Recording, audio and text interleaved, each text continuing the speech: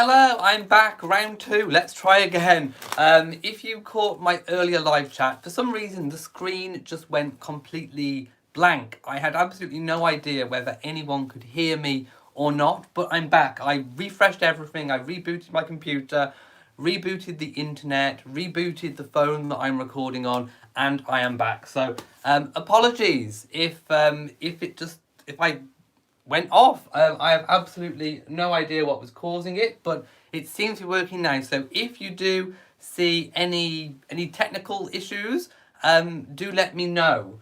So there we go. Right, let's find the video and say hello to everyone again. So hello to everybody. I'll start again. Hello to everyone. It is Sunday the 23rd of February 2020.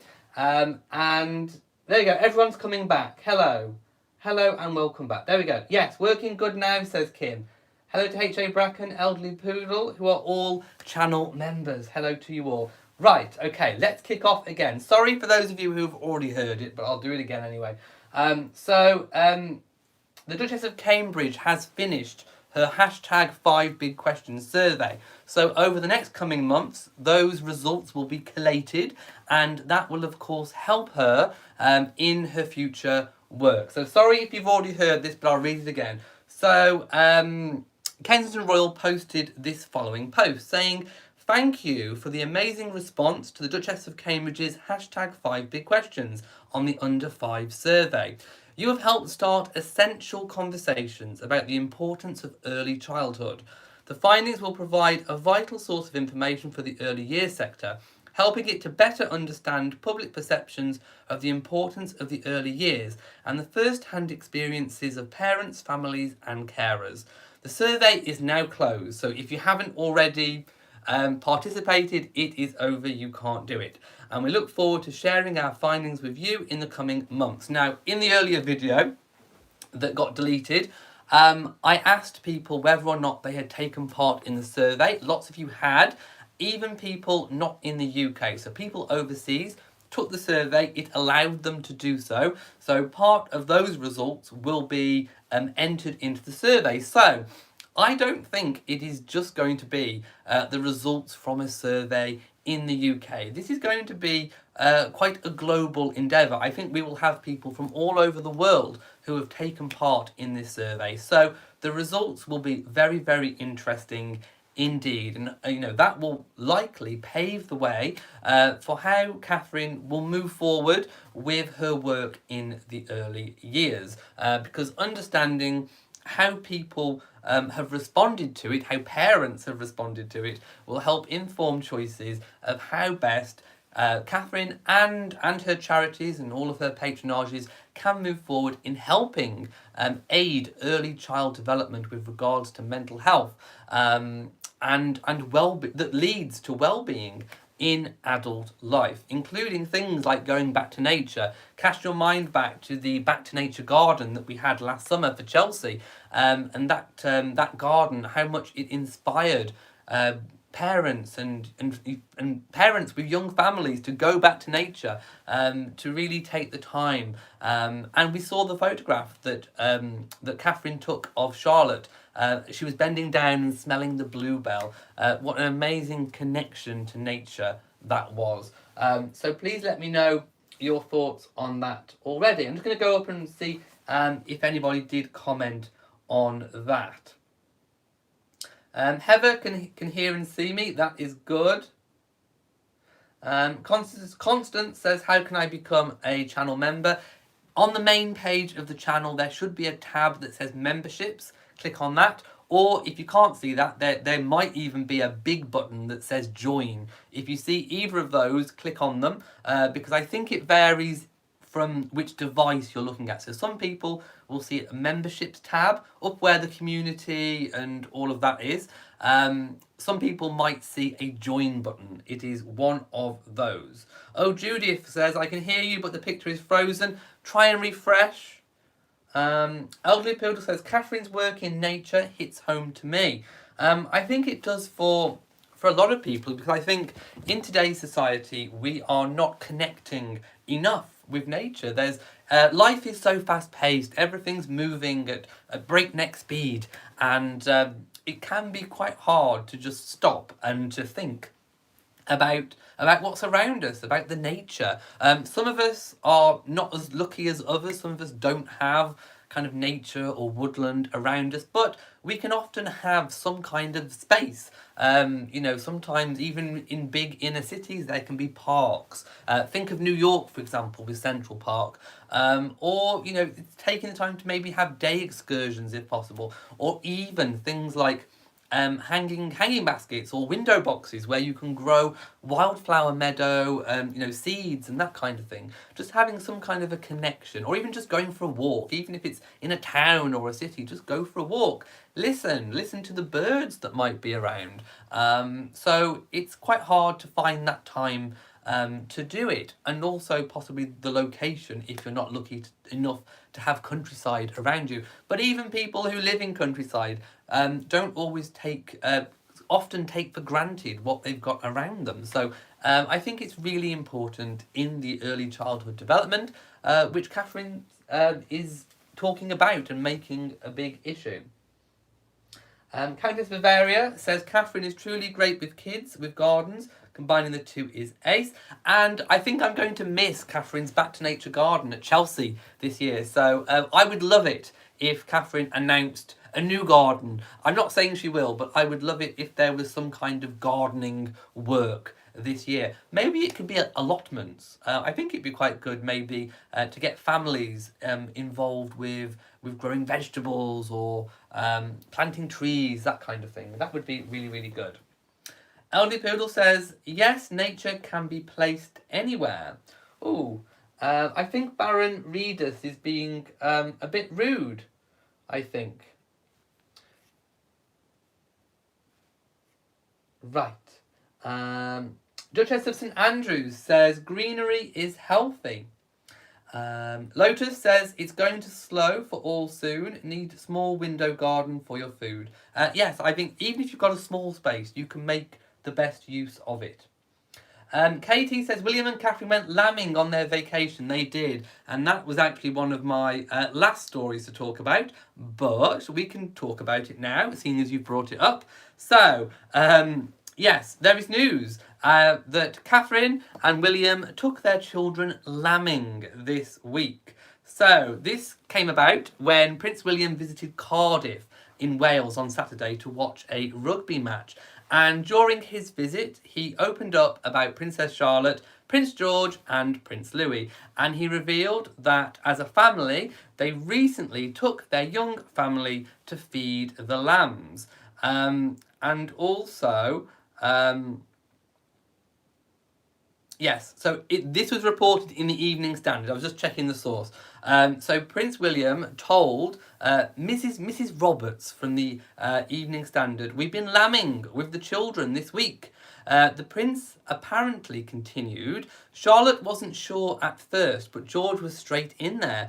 Louis loves the tractors. It seems that Prince George isn't the only member of the Cambridge family that's a fan of tractors, of course. I think lots of the Wales side of the family do like tractors. Prince Charles, Catherine, they've all enjoyed the rural life. Going back to what I was talking about going back to nature, they've all enjoyed that kind of farming life. Their second home, their country property, is in Anmore. It's called Anmore Hall on the Queen's Norfolk estate, and that is surrounded by countryside and farmland. So that won't be an unfamiliar sort of sights and sounds and smells to the children, but it seems like they really, really, really enjoyed it.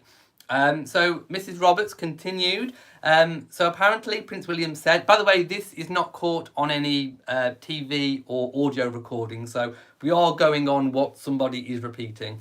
So he said they've been lambing this week up in Norfolk. They want the children to see the country way of life as well as the city way of life. And of their experience, William reportedly revealed they love seeing the lambs and feeding the lambs. So there we go. Lambing season, they helped feed them. Now, I don't think they actually took part in the physical lambing. Maybe a little bit too young for that, but feeding the lambs, getting again back to one with nature, knowing that, for example, things grow, animals grow, plants grow. This is how we get our crops. This is how some of us choose to eat.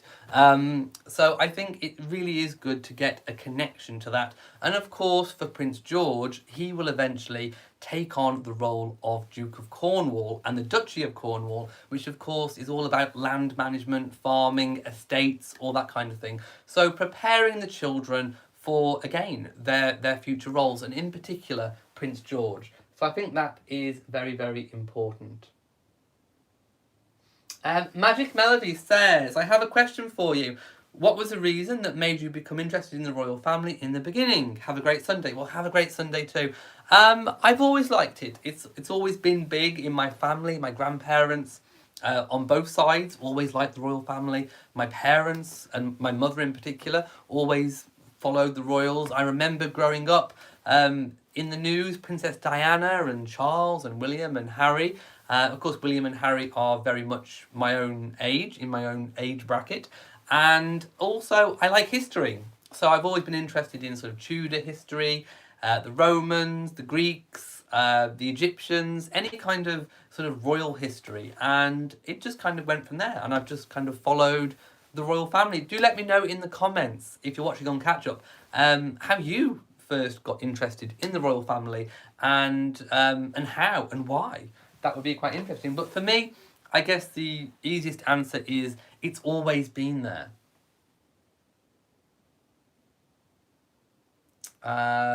Nancy D says, I think William is very much like his father when it comes to nature. Barbara loves history too. Oh yes, the tiara. I think I did show it in the earlier video that got deleted. But this is the papyrus or lotus flower tiara with pearls, and it's the one that sometimes Catherine wears to any to banquets.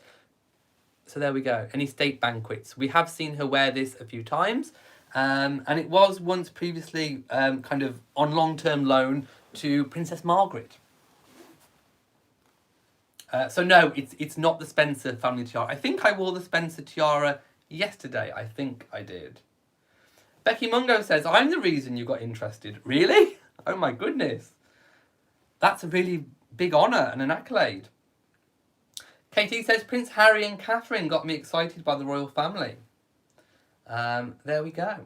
So I'm going to go to another story on my list now. So Prince Edward and Sophie, the Wessexes, are actually hiring an assistant private secretary. And I think the salary is round about 45,000 a year. Oh my goodness, that would be almost a dream job. I think the Wessexes are really, really down-to-earth people.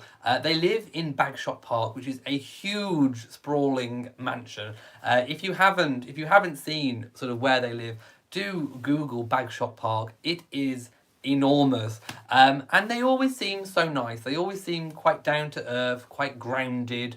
I really do appreciate Edward and Sophie, and I think they would be really fantastic employers to work for. I think they'd be quite fun, and they are just really hard-working royals. They really do a lot. They are almost like unsung heroes within the royal family. They do shoulder a lot of the burden, but it doesn't often get reported on.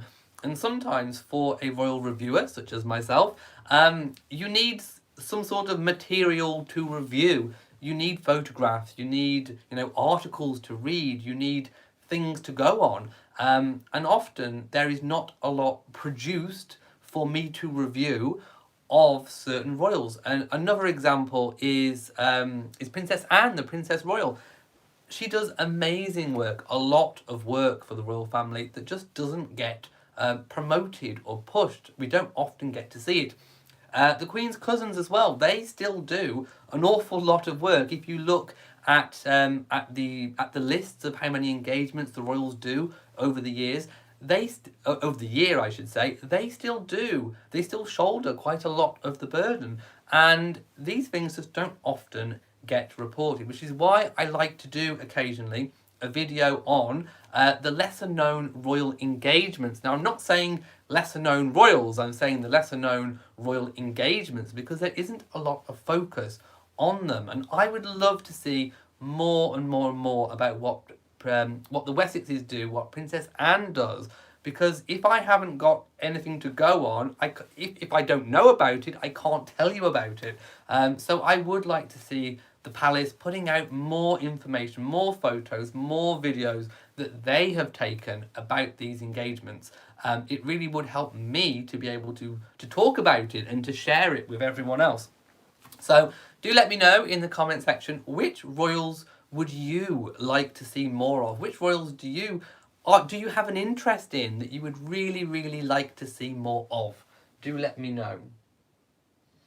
Elderly Poodle says, when my 3-year-old son saw me gardening, he brought out a chicken bone from the dinner table and asked if he could plant it. Oh my goodness.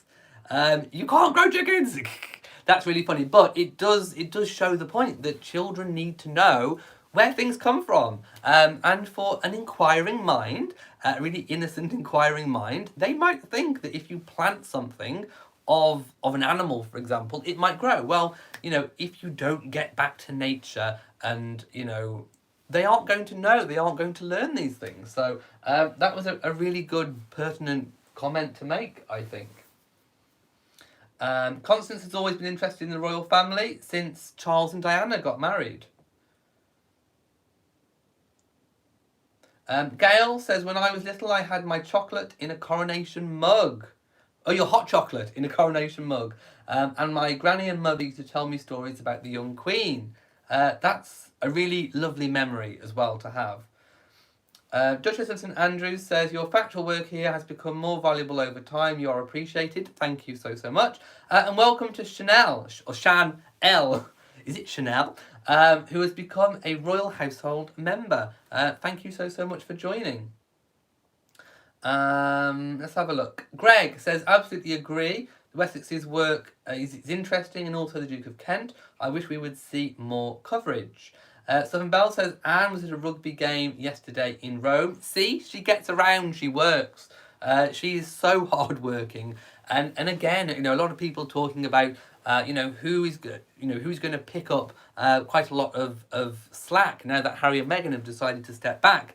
I actually think Princess Anne, Edward and Sophie can't really do much more than what they do. I think they will be able to take on a little bit more.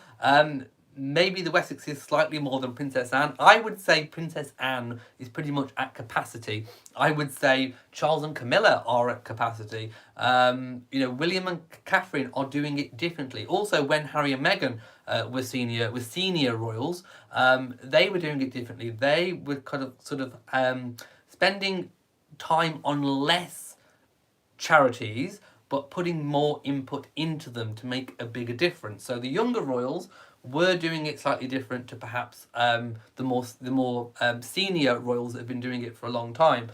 So I think the way that the direction of how the work is being done has kind of shifted a little bit. But in their own right, William and Catherine are doing a lot. I think they can take on more, and they will do. When Prince Charles becomes king and Prince William becomes Prince of Wales, as is expected, and also the Duke of Cornwall, he will have to take on a lot more duties, for example, that his father may have to step back from slightly when he becomes king and has all of the things that he needs to do as king. So there is going to be a constant shift for the Cambridges with regards to work and work styles. So back to my point, the Wessexes, Princess Anne are not going to be able to take on much more, which brings me back to Princesses Beatrice and Eugenie. I think there really is a place for them in the modern royal family. Now that the monarchy has naturally slimmed down a little bit more. Christine says, I would like to see more Beatrice and Eugenie, even though they are not working royals. I would like to see more of them too. I would like to see them become working royals. Southern Bell says, Princess Alexandra and the Duke of Kent and the Duke of Gloucester have been increasing engagements. Yes, indeed, at a time when usually you would be probably decreasing work as you get older. So it's a very very different way of working when you are a royal. Leslie says, could you share which of your royal books you like best? I have to say, in recent years, let me see if I've got one here. Okay, in recent years, I have to say, the ones let me just pull them out from the shelf so you can see. So the ones that I have really enjoyed over the last couple of years the most, I would say, are the ones written by the Queen's friend, dresser, curator, Angela Kelly. Now, the first one I read of hers was this one, and it's called Dressing the Queen. It's full of just amazing work about what Angela Kelly does to dress the Queen. It's full of beautiful photographs, details. You get to see about how the hats are made, the jewellery, how it's presented to the Queen. It's a really, really insightful book. I do believe it might still be available on Amazon, so do go and check that one out. It's a really, really good read. And which was out the tail end of last year, is this one, The Other Side of the Coin, which shares information about Angela's life, but also many, many, many royal anecdotes about her relationship with the Queen, which reveal a lot about the Queen's character and nature. So yes, if you can get that book as well, I would say read them both. They are both amazing books. If you've read them already, do go and check them out. The story about the Queen with her hands in her pockets was just amazing. So the Queen had always wanted, fantasized about having her photos taken with her hands in her pockets like this, and she never could because it wasn't considered to be royal enough to have your hands in your pockets. So Angela Kelly made the Queen a dress that had pockets in. She specifically sewed in pockets, and she arranged a photo shoot for the Queen, and the Queen was happily putting her hands in and out of her pockets, having her photos taken, and apparently she worked it like a model. She was a pro. The Queen was posing, she was giving face, and there are the results in the book. There are photographs of the Queen posing in her pockets, with her hands in and out of pockets, which was a really amazing story. So yeah, those books are full of that. So Angela Kelly, we want more. I want more Angela Kelly realness, because it was amazing. So yeah, if those books are not on your list, put them on your list because they are amazing. Tammy Brown says, I love the photographs in Angela Kelly's books. Leanne says, what a lovely photo cover of the Queen, indeed. Betsy says, I love listening to Angela Kelly's latest book. Oh, it might be available on audio as well. I think you said you listened to it, so it probably is available on audio too. Katie says, I'll have to get Dressing the Queen. It's amazing. Magna says, how old was she at the time? The Queen? Oh, she was 90s. She was in her 90s still. She might have been, what? She might have been 90. I'm sure it probably was round about 90. So yeah, she was modelling, hands in out of her pockets. The photographs are just really charming. They are charming. Really, really, really charming. Reverend Darlene says, I will have to buy both books. Angela, you can thank me later. No, seriously, credit where credit's due. Those books were written with full permission of the Queen. The Queen gave Angela her blessing to write those books. So, yeah, they are amazing, and I would say go and get them. The first Mrs. R says, could the York princesses become part-time royals who get partial funding from the Crown in exchange for occasionally representing the Queen? No, I don't think so. I think, like we've seen with Harry and Meghan, trying to square off being part in, part out just doesn't really square up. To be a working royal, you need to really be a working royal. And no, I think it's either going to be full on in for the princesses, becoming full-time working royals, doing everything, dedicating their life, and serving the country, serving the monarchy, or they remain as they are. And I think at the moment, they probably have been kept at a distance because there hasn't really been the need for them to be yet. But now that things have shifted, things have moved, things are different, there probably is going to be a need in the future for them to be full-time working royals. And I think it would be rather silly not to use them. When I think it would probably really please them to be able to dedicate their life of service to the country, and in exchange for that, the public obviously would allow and support them to be financed in the usual way that full-time working royals are. It's a delicate balance. The monarchy only exists because we, the people, we, the British people, allow them to be there. So in exchange for great wealth, luxury, privilege, protection, we expect a lifetime of dedication and service. That's what monarchy is. That's why monarchy is there. It is allowed to be there. Other countries got rid of their monarchies. We haven't. We've kept it. But the reason why it has survived as it has into today and still remains as relevant as it does is that delicate balance of the permission of the public to be there in exchange for a lifetime of service and dedication. That is why it is there.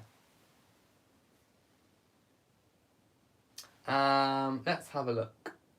Leanne says, I believe the York princesses get their expenses supplemented by Prince Andrew currently. That will be from private income, so not directly from the Queen. So any money that Andrew has been receiving, or even income from any inheritance which he has inherited, for example, from the Queen Mother's legacy, he can choose to finance his daughters whichever way he wants to, just the same as if you have children, you are able to give them money if you wish so.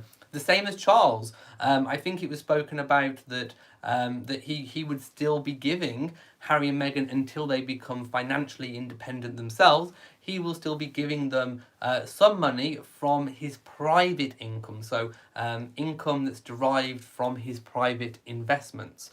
Whether that will stop or not, we don't know, but it is the prerogative of a parent, if they want to give their children whatever they want to. But that will be from private income, not from anything derived from the state, so to speak. Apparently dressing the Queen on Amazon. What? 167 US dollars? Oh, where's my fan? Ma'am, that gets a lacy fan flap. And a shocked face. Really?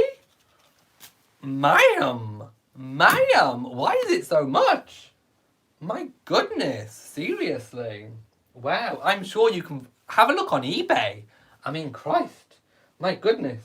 Wow. Becky says, and the princesses' new marriages would also have less attention. Oh, I think you're replying to someone. I haven't seen what you're replying to. Let's go up again. Tammy says, even the Duke of Gloucester had to give up his plan to become an architect when his brother died and he became Duke. If you become a full-time working royal, you have to, well, you are a full-time working royal. That is what happens. And as we know, Beatrice and Eugenie have very low-key jobs. They aren't big, high-profile jobs. They're low-key, normal jobs that pretty much anybody could actually do.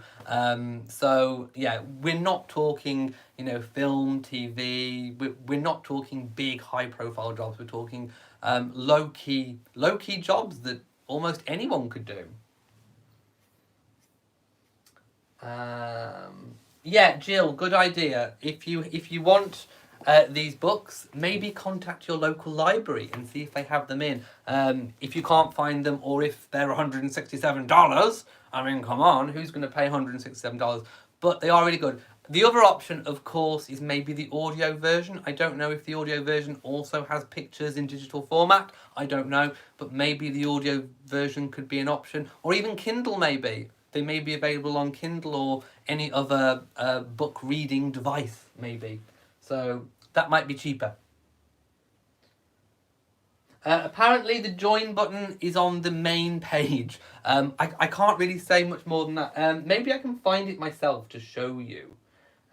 If you bear with me a moment, I will show you what I can see on my main page, and that might help you to find it. So I think it does vary depending on what device you're on as to what you can see. So I'm looking at this on Apple. So this is my main page, as you can see. And if you look here, there is a join button. It says join. There is also a tab for memberships. Where is it? I'm trying to read upside down. There is a tab for memberships, which is there. So you can click on memberships, or you can click join, which is there. So like I say, I don't know what device you're using, but I think it varies. So there should either be a membership tag or a join button. I don't know for you. You're going to have to check. But it's one of those somewhere. Like I say, it might look differently on different devices. Angelic says, if you go out of the live chat, the join button is there, apparently. I'm hoping you can find it. There we go. Right, I'm going to see if I've missed any stories that I wanted to talk about today. Going on. We've spoken about the Cambridges with the lambing. We've spoken about Edward and Sophie hiring their new assistant. Oh yes, the Queen at church. Now I spoke about this in the previous video that got cut off. So I'm going to just share a link again to some photos. I will pop this link into the description box. And my final story of the day, it is the Queen out at church. So if we can all go to those photos. I'm not going to read the article, but I've selected that one because it has the best selection of photographs. So these, of course, are paparazzi photographs, which I can't use in videos, but I can share a link to them. So it shows the Queen being driven to church. Now, she is in Windsor. So this is not the normal church you'd see, for example, in Sandringham or Balmoral. This is the Royal Chapel of All Saints, located at Royal Lodge. So, the Queen is wearing a beautiful pale pink outfit with blue as well, with sort of blue detailing. She looks really amazing. Unfortunately, she must have been resting her eyes at one point because the photographer managed to get a picture of the Queen like this. Now, yeah, apparently the Queen is not allowed to blink because everyone's saying, oh, she looks stressed or she's tired. No, she's blinking. She is resting her eyes. So I'm going to give people a big lacy... No, where's my lacy fan flap? A big lacy fan flap for the criticism of the Queen, who is just blinking. She's just being human. I know she's a goddess, but yes, she's just blinking. So if you want to see the Queen blinking, there we go. But no, she's just resting her eyes. She wasn't accompanied by, or she wasn't seen to be accompanied by any other member of the family. So she's believed to have attended church by herself. As you can see from the photographs, I can't see anybody else in the seats. Oh, don't excuse me. I sneezed. I felt a tickle in my nose. I can see the chauffeur and I can see what looks like the outline of a Royal Protection Officer in the front seat. But to me, the Queen looks quite robust. She looks healthy and I love the outfit. It looks to me like another Angela Kelly outfit. Which is gorgeous. I mean, she really does look amazing. Accompanied by pearls and her usual lipstick. I think the outfit completely complements her complexion and her hair. She looks absolutely stunning. Another designer that the Queen wears is Stuart Parvin, but to me, this looks like an Angela Kelly design. So yeah, there is the Queen out and about at church. There we go. And that is all of the news from today. So, if you have enjoyed this video, please give it a big old thumbs up. Don't forget to share on social media and also do hit the bell so that you know whenever I upload a new video. So from me in Shropshire, mwah to you all and goodbye.